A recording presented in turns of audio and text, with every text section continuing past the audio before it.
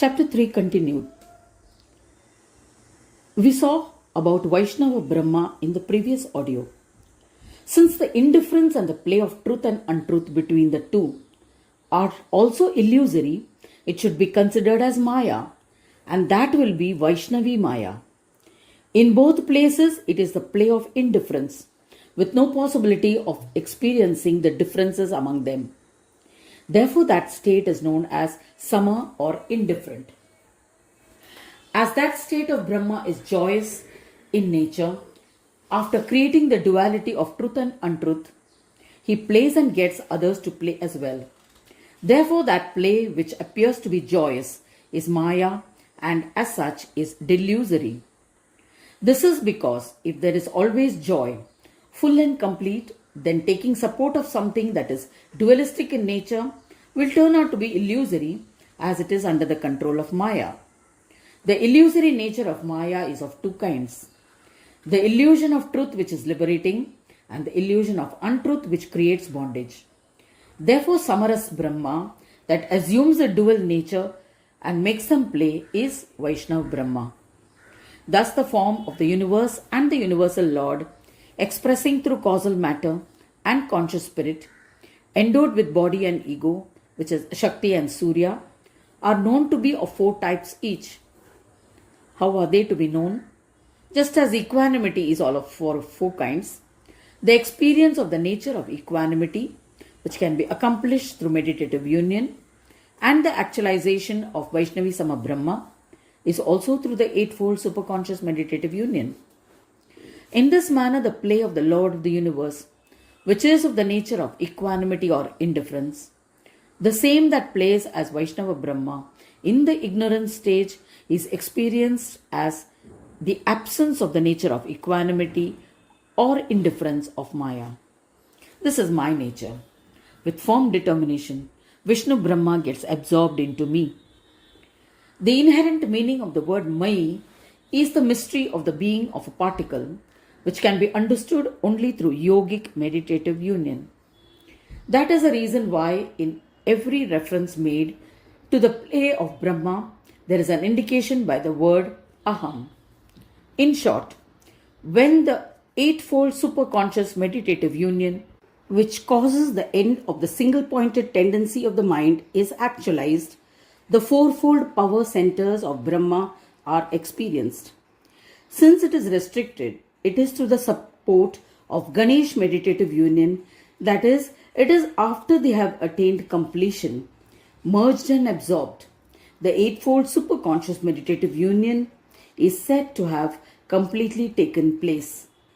The goal of complete yoga is Ganesh Yoga. What are the qualities of Sama Brahma? How are we to know that this truth is what we see everywhere?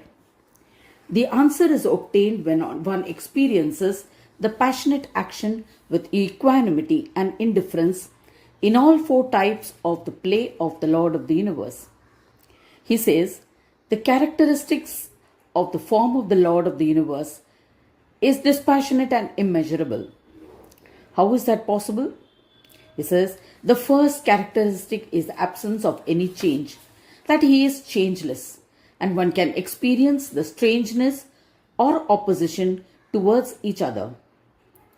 The dignity of this duality is experienced in different ways. This is the source of passion, that they are of different kinds.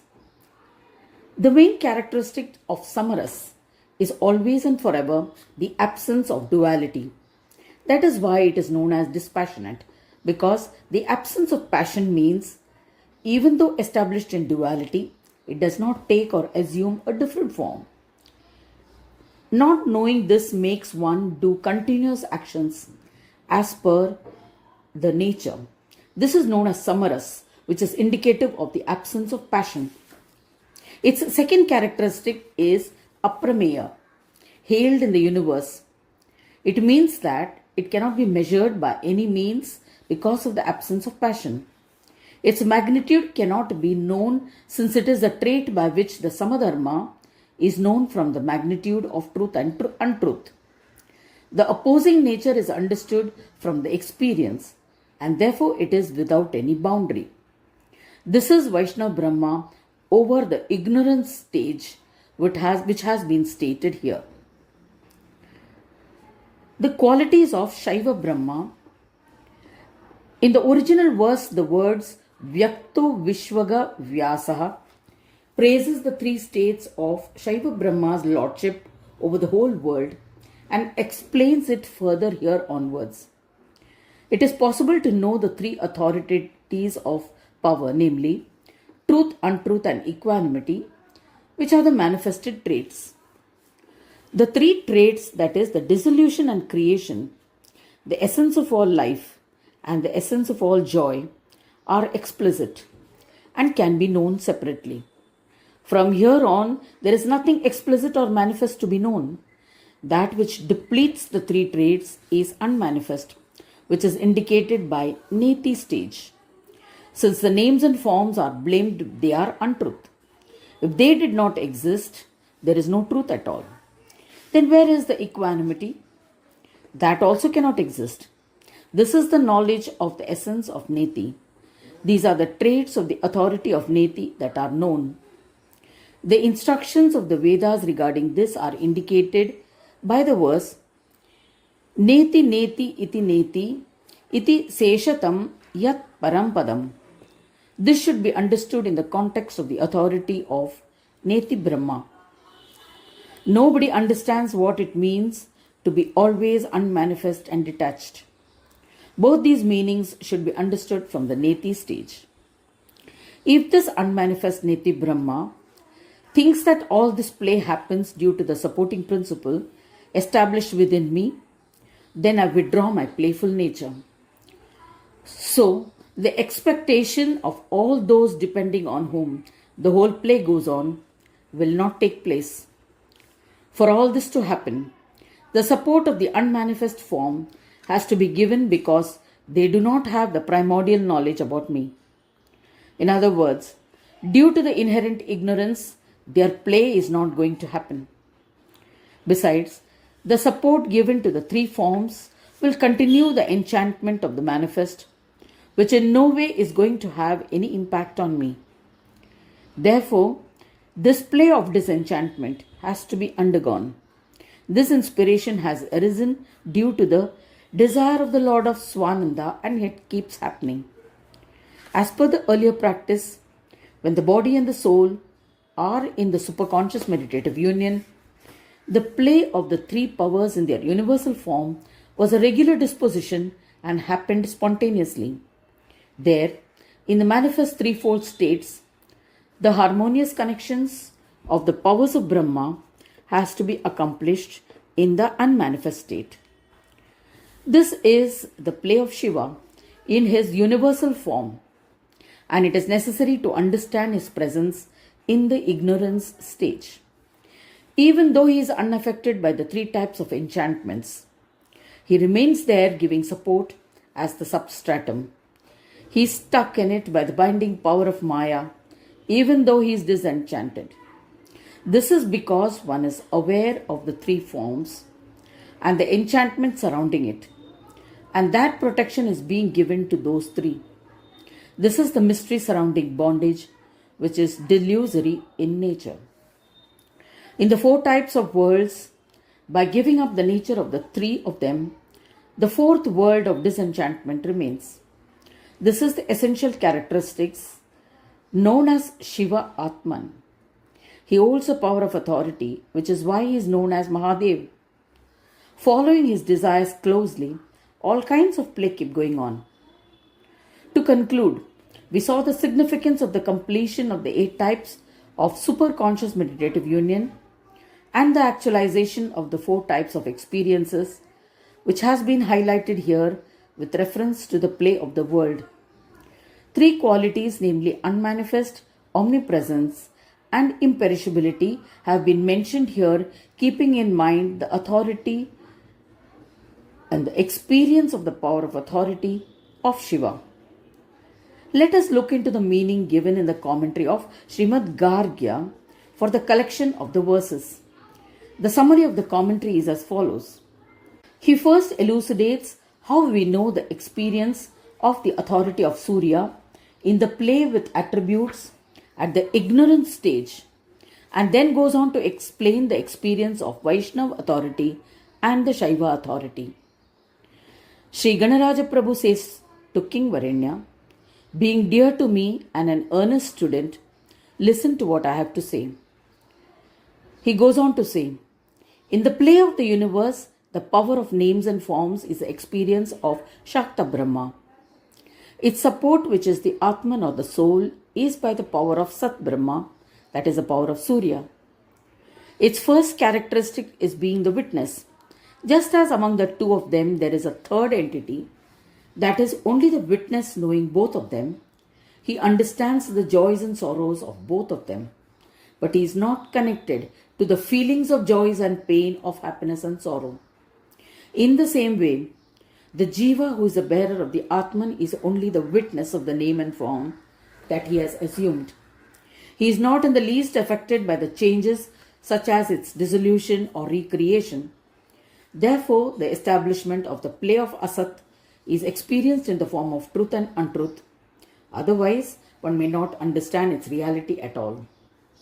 This is the significance of being the witness. To sum up, the name and form is endowed with 6 types of qualities, but the witness itself is beyond these qualities. The second characteristic is that of the universal Chakshu. Chakshu means eyes. It is through the eyes that everyone comes to know everything in the world. These eyes are of 2 types, the internal eyes and the external eyes. Through the external eyes, we know everything clearly, which a blind man cannot know. But through the strength of discrimination, he too can come to know everything. This is what is known as the internal eyes. Even those who are blind from birth can know everything through the mind. Therefore, in a world which is asat or illusory, only when the Jivatma is established in himself can one perform action with the names and forms. This is the vision of the Jivatma. If there is no life, then everything is dead. The third characteristic is that even though the individual soul may be a witness, it is free from the obligations of all actions of the individual. The 3 characteristics, namely witness, eye of the world, and detached nature, are attributed to the power of authority of Shaiva Brahma as mentioned in the above verse. These 3 qualities have come from the powers of Shaiva Brahma, and by the harmonious connection to his name and form, it is possible to give them up. He then talks about the traits of Sama Brahma in the play of attributes. The verses mentioned changelessness and immeasurability as being the 2 characteristics. The form of Asat being of numerous kinds, he mentions 6 types of changes that can be possible. Thus, when there is identification of Sat Brahma, even if no change is seen in reality, still, due to the basis of Asat, there is illusion. This is its connection to change. In that sense, there is no change in the form of Sama Brahma or in the state of indifference, because it is in the form of Tat in the Asat state, and Sat is the form of Tat. Therefore, no change can happen. Its changeless nature has to be understood. The second trait is immeasurability, which means that it is not possible to count its number. This means that it is possible to ascertain the source or origin of all the types which are asat in nature. It is also possible to ascertain the identity of the essence of the Atman, but it is not possible to ascertain all the forms. Therefore, it is said to be immeasurable. In the verse, the 4th stage is referred to by all the 3 characteristics of unmanifest, universal and imperishable, indicative of the power of authority of Shiva. It means that from their manifestation, it is possible to understand the 3 qualities of Asat, the life principle or Atman as Sat, and the form of everything as Sama. But that which is beyond these, which is Shiva, being different, cannot be described at all. Therefore, he is known as the unmanifest.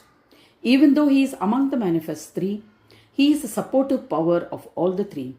Therefore, he is known as universal. In the same way, the belongingness to one's own clan as in the case of the three types, does not exist here. He is imperishable or unchangeable, that is beyond enchantments. This uniqueness of Shaiva Brahma, characterized by the three traits, is from my support alone. That is why in this verse the word aham is used twice. That is to mention the essence of both Shiva and Vishnu. This concludes the third chapter.